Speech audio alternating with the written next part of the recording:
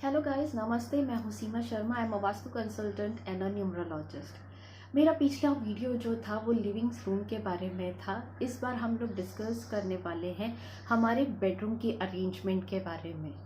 ठीक है, बेड होती है, वार्डरोब होता है, मिरर होता है, साइड टेबल होता है, या लैम्प अरेंजमेंट हम किस तरह से करें, राइट। तो इसके बारे में हम डिस्कस करेंगे।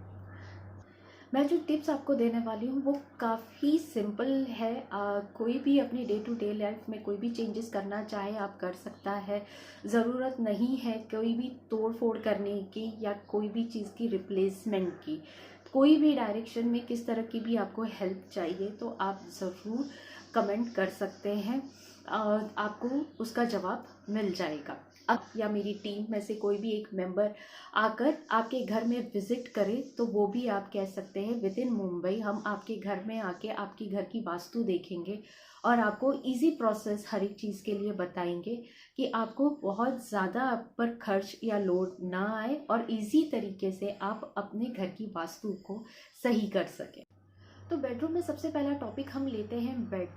बेड जो है वो किस तरह से कौन से डायरेक्शन में होना चाहिए, राइट। तो बेड जो हमारा है भले आपके कोई भी डायरेक्शन में हो, बट आप इतना ध्यान रखिए कि जब आप बेड पे सो रहे हैं तो आपका जो सर है वो साउथ की तरफ होना चाहिए और जो पैर होता है वो नॉर्थ की तरफ होना चाहिए। जब हम बहुत ही ज़्यादा डीपली जाते हैं जहाँ पर हम आपकी 16 जोन को मेजर करते हैं, तब उसमें बहुत ज़्यादा इम्पोर्टेंट ये बात हो जाती है कि कहीं कोई डिस्पोजल वाली प्लेसमेंट में तो कहीं हमारा बेड तो नहीं। बट फिलहाल के लिए आप इतना ध्यान ज़रूर रखिए कि अगर आप सो रहे हैं तो आपका जो सर है वो साउथ की तरफ होना चाहिए और जो पैर है वो नॉर्थ की तरफ होना चाहिए। आपका जो बेड है वो ऐसे जगह पे रखा रहे जिसकी तीनों साइड्स जो होती है बेड की वो खाली रहे, यानी राइट लेफ्ट और फ्रंट की जो प्लेसमेंट है वो खाली होना चाहिए।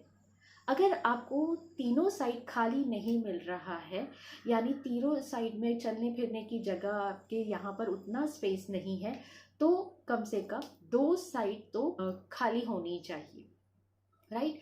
कि एक साइड दीवार के पास हो तो चल जाएगा, आपके दोनों साइड हमेशा खाली होने चाहिए। दूसरी बात हमारी आती है साइड टेबल की। साइड टेबल में आप जब भी जैसे रात को हम लोग पानी की बोतल वगैरह हम रखते हैं तो ध्यान दीजिएगा, मैं कभी भी ये पानी की बोतल्स वगैरह जो होती है आप साइड टेबल के ऊपर ना रखें। भले बेड के पास नीचे कहीं पर भी आप साइड में उसे रख सकते हैं।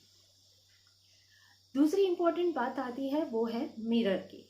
मिरर की प्लेसमेंट आप इस तरह से कीजिए कि डायरेक्ट आपका बेड विजुअल वहां पर दिखाई ना दे। ठीक है, आपका जो बेड है कोई भी एंगल से मिरर में सामने दिखाई ना दे। अगर ऐसा सिचुएशन आ रही है आपकी तो आप उसे कवर करके रखिए। रात रात को जब भी आप सो रहे हैं तो उसे कवर करके रखिए। मिरर की प्लेसमेंट नॉर्थ या ईस्ट वॉल में हो तो काफ़ी अच्छा होता है। आपकी आपका जो बेड है आप सो रहे हैं तो देखिए कि आपके सर के ऊपर कोई बीम ना हो, ना ही आपके बॉडी के किसी भी पार्ट के ऊपर वो बीम आ रही हो। ये बात का आप खास तौर पे ध्यान रखिएगा। राधे राधे कृष्ण की मूर्ति जो होती है या फोटो फ्रेम जो होता है वो आप बेडरूम में रख सकते हैं। कलर की थेरेपी मैंने पहले ही एक वीडियो बनाया है, उसमें कलर के बारे में इंफॉर्मेशन दी हुई है कि आप कौन से कलर को आप इस्तेमाल कर सकते हैं। विंडोज़ अगर आपकी वेस्ट वॉल पे आ रही है तो आप कोशिश करें कि उसे मोटे किसी कर्टन से हमेशा कवर करके रखें। शाम के वक्त आने वाली जो रोशनी होती है वो यूवी रेज वो हमारे लिए अच्छी नहीं होती है। इसके लिए 4-5 या 3 बजे जो भी धूप घर के अंदर एंटर करती है तो आप एक हैवी कर्टन आप यूज़ कर सकते हैं।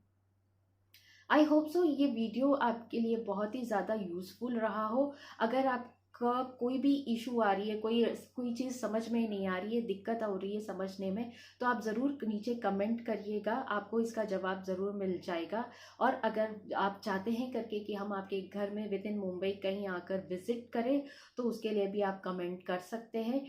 वीडियो पसंद आए तो ज़रूर लाइक करिएगा, शेयर करिएगा और सब्सक्राइब करना ना भूलिएगा। नमस्ते।